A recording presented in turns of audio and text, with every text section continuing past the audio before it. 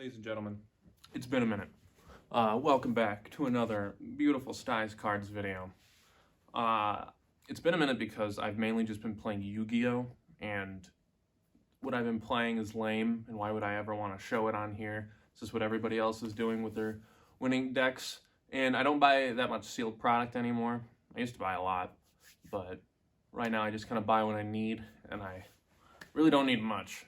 But I started playing Vanguard again. I went to locals today, and I went like X1, so I was like, you know what? It's been a minute since I showed anything on this channel, so why not show a nice little Vanguard deck profile? Oh my goodness, I'm excited, you're excited. It's gonna be a great day. Let's get started. All right, so of course I played the one deck in this game that I love the most, my Hexaorb deck. The ride line is probably one of the worst in the game. Having to counterblast to draw is terrible, but you know what? Love the deck, great deck.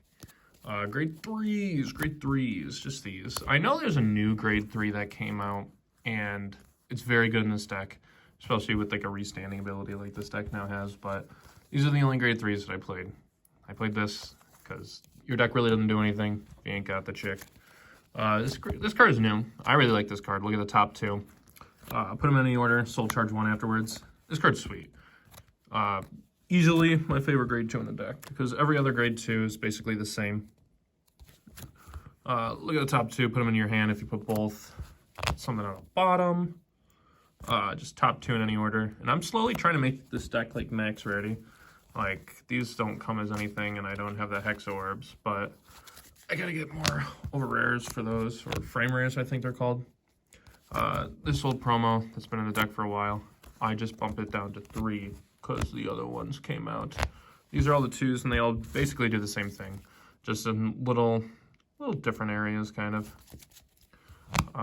The ones, I have 2 of this because I always want to hit my, whatever it's called, the Persona ride. But more importantly, it resets your deck, which I think is really good. If it's like looking terrible on top, you can just get yourself like a brand new deck, basically. Just the only thing in the deck that shuffles. So I really like that. Just look at the top 2, call them by discarding a card and counterblasting. It's pretty expensive, but it's okay. Just 2. This is a restanding card. After the battle, you drove track a trigger. You can counterblast and soul blast, retire this, and restand one of your rear guards, which is with that new grade 3. I think you just hit for like crazy numbers, but you already hit with like really big numbers in this deck with the Hexaorb skill, and just if you're putting something on the top on your Persona ride turn, your number is just so huge. So the deck is fine as it is. I wanted the grade 2s like they were, just because they keep like recruiting new ones and just fixing the top of the deck. Where the other one, the grade 3 that people said to play, is just kind of like a big beast stick on its own. So maybe like one of them, but at the current moment I don't have any. I have this card in my deck today.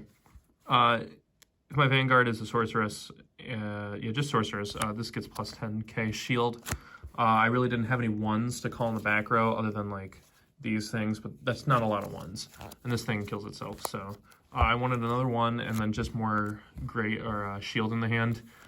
If I can make it to my turn, I pretty much win if I'm on the Persona ride turn. It's just 3 like really big numbers, 4 if I have the other thing, so I just kind of prioritized having that guard.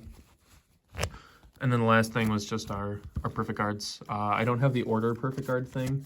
I would probably play it if I did, but yeah, I just had these pretty boys. And then triggers, I think I have, I'm playing the 6 front and 5 crit. If anything, this could just be another critical, but this number has actually worked out very well for me. And it's a weird number, of course, the 6 and 5, but I love this number. It has only worked well for me, and I wouldn't change a thing. And if I did change a thing, I feel like it wouldn't work because I'm very superstitious about stuff like this. So have the deck the way it is and don't change anything. And then of course, 4 of our beautiful lady heal trigger. I probably will only ever play Keter Sanctuary decks because I have so many things high rarity, like this, and then the perfect guards. And I got them a while ago. I remember I got these for like, I think like $6 a piece. Like, these were super cheap. I have no idea how much they are now. But like, I think these I spent a little more on just because I was like, you know what? It's a perfect guard that I can just put in any of these color decks. It's perfect.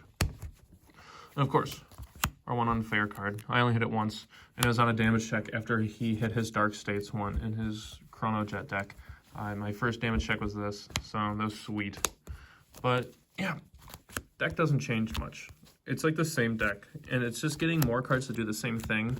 So I definitely think that's why it's not that good. I do think it's good, and it's just something that people don't think about. So, but maybe that's because I don't play enough, and like everything feels like it's good. And then you start playing it, and when you play against the unfair decks, then it's like, oh, this is what it is to win a little more. But if anything, like I don't like this card that much. I don't like the discarding a card. And then maybe just one of these, just with that cup now. Because in reality, you don't really want to reset your deck too much. If you're putting stuff on the bottom, like multiple times, then you're just putting all those like grade, like normal units, that's what they're called, grade units. But you're just putting more of those normal units back into like the mix of your deck. And then like this guy. Like everything's like very fine, and everything basically does the same thing. It's just kind of like, what do you want to play? Like, I really like her. I think that this should be a 4 of, just because most of the time you're only taking one. Like most of the time, if you're looking at the top card of your deck, your top 2, you're going to see 1 trigger. Very low chances that it's not, but it's still there. And just the ability to just put something on the bottom from your hand and take the 2, that's so good. It's it goes even if you take both. But just playing it and just taking 1 card is so good. Yeah, that is it. And I had 4 of these in, but this really doesn't do too much on its own. Like I like the recruiters more than I like just fixing the top card. But this card is perfect for the deck. Get your soul charge, and it gets to fix the top card of your deck. Oh, it's perfect. And then I don't play the damage on flipper, just because I feel like I'm not counterblasting that much. Like I have this card that counterblasts. This counterblast, of course, the ride line card. So it's like a guaranteed counterblast. And then, what is that it? Oh, this searches, but that's if I do it, and then this, and this. So I do have a decent amount of cards that counterblast, but I don't know, I just feel like when the games that I was like winning, I had like 2 damage unflipped, and like I feel like I'm getting like 1 of these cards, maybe 2 on the Persona Ride turn. But yeah, and like I'm not really using this. I'm discarding it if I have to for riding. This is just such a hefty cost for what it does, but it's 8K, so it's fine. And then yeah, so I probably put like a 1 damage on flipper in the deck just in case it's a long game and I need it. I'll probably see it, but that is the deck. And like I said, this is like my favorite deck, and this is like the only thing that I really enjoy playing in Overdress at the moment.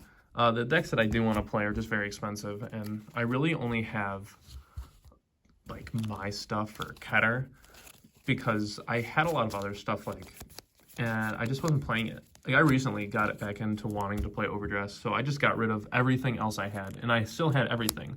So like the effect draw triggers for Dark States, I just had and I got rid of maybe like a month ago. Now those cards are $20 a piece, so I'm not going to buy those again. So I think I'm just going to stay in Keter and just play like only Keter decks. But I do really like this deck because it looks really pretty when it's like all foiled out. So it's a journey, and some of this stuff doesn't come that pretty. And I think these are like $50 a piece for SPs. So I will keep the Shatterfoil rares. But like a card like this looks beautiful. Like what the heck? And then the heal triggers. Oh, these look insane. So I'm very happy that they started doing more pretty cards everywhere. But I'm going to stop rambling. That's it for the video. A little short video. I mean, I got through the deck in like 4 minutes. But hopefully you enjoyed it. Hopefully you watched it. Hopefully this was the deck you wanted to see. And until next time, have a good one. And thanks for watching.